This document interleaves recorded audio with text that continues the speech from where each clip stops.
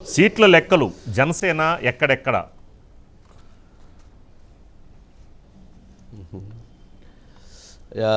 రాజుగారు, తెలుగుదేశం పార్టీ జనసేన మధ్య తెలుగుదేశం పార్టీ అధినేత చంద్రబాబు నాయుడు గారు, జనసేన అధినేత పవన్ కళ్యాణ్ గారి మధ్య నిన్న సుదీర్ఘంగా సీట్లకు సంబంధించినటువంటి చర్చ జరిగింది.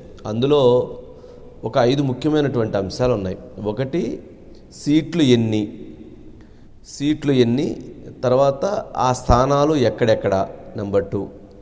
నెంబర్ 3, వాటితో పాటు సభలు సమావేశాలు ఎక్కడెక్కడ నిర్వహించాలి, ఓటింగ్ ట్రాన్స్ఫర్ చేయటానికి సంబంధించి, ఓటింగ్ ట్రాన్స్ఫర్ అవటానికి సంబంధించి పార్టీ క్యాడర్కి ఎటువంటి మెసేజెస్ ఇవ్వాలి అనేటువంటిది మరొక అంశం. వీటితో పాటు 5ది, ఎలక్షన్లకు సంబంధించి ఎన్నికల హీరింగ్ ఎలా చేసుకోవాలి, దానికి సంబంధించి ఆర్థిక వనరులను ఎలా సమకూర్చుకోవాలి అనేటువంటి అంశం. ఈ 5 అంశాలు ప్రధానంగా వారి మధ్య చర్చకొచ్చిన అంశాలు. వీటితో పాటు మరొక కీలకమైనటువంటి అంశం వారి మధ్య చర్చకొచ్చింది. అది భారతీయ జనతా పార్టీ గత 2 రోజుల నుంచి ఢిల్లీ నుంచి ఒక పాజిటివ్ సంకేతాలను పంపిస్తూ ఉంది. తెలుగుదేశం జనసేనతో కలిసి వెళ్ళేటువంటి విషయంలో మేము ఆలోచనలో ఉన్నాము, కాబట్టి మేము పొత్తు దిశగా అడుగులు వేయటానికి సిద్ధంగా ఉన్నాము, మీ అభిప్రాయాలు కూడా చెప్పండి అంటూ వీరికి కూడా ఒక సంకేతాన్ని పంపించారు. ఆ అంశానికి సంబంధించి కూడా ఏంటి, ఇప్పుడున్నటువంటి పరిస్థితులలో బీజేపీ వారు ముందుకు అడుగులు వేస్తున్నారు, కావున ఏ విధంగా వెళ్ళాలి, ఏ విధంగా వారిని ఒడంబడిక చేసుకోవాలి అనేటువంటి అంశాలకు సంబంధించి కూడా చర్చ జరిగింది. సరే, బీజేపీకి సంబంధించిన అంశాన్ని మనం పక్కన పెడితే అది నెక్స్ట్ టాపిక్లో డిస్కస్ చేద్దాం. సీట్లకు సంబంధించి, స్థానాలకు సంబంధించి జరిగినటువంటి చర్చలో చంద్రబాబు నాయుడు గారు, పవన్ కళ్యాణ్ గారి మధ్య ఒక అంశం విషయంలో, ఏదైతే తెలుగుదేశం పార్టీ పోటీ చేసి గెలిచిన 23 స్థానాలని ఎవరైతే పార్టీలో ఉన్నటువంటి వారు 20 మందికి యథావిధిగా సీట్లు ఇవ్వాలి అనేటువంటి అంశం విషయంలో వారు ఒక నిర్ణయాన్ని తెలియజేశారు. దానికి పవన్ కళ్యాణ్ గారు అంగీకరించారు.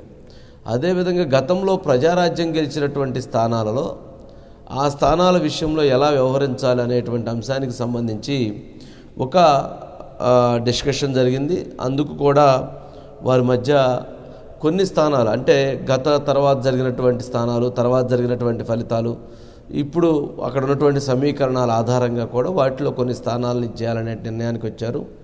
వాటితో పాటు ఎవరైతే జనసేన పార్టీలో గత 7 సంవత్సరాలుగా పవన్ కళ్యాణ్ గారి వెంట నడుస్తూ అత్యంత క్రియాశీలకంగా వ్యవహరిస్తూ ఆర్థికపరమైనటువంటి అంశాలలో పార్టీని నడిపించేటువంటి విషయంలో తమ భుజస్కంధాల మీద వేసుకొని నడిపించినటువంటి వారు, తాము పూర్తిగా పార్టీ కోసం నిరంతరాయంగా పార్టీలో క్రియాశీలకమైనటువంటి బాధ్యతల్లో ఉండి పనిచేసినటువంటి వారి విషయంలో పవన్ కళ్యాణ్ గారు ఈ విషయంలో, ఈ స్థానాల విషయంలో మాకు ఖచ్చితంగా ఇవి కావాలి అని వాటికి సంబంధించి చెప్పినప్పుడు వాటిని కూడా ముందుకి వెళ్ళేటువంటి అంశంలో అంగీకరించుకోవటం.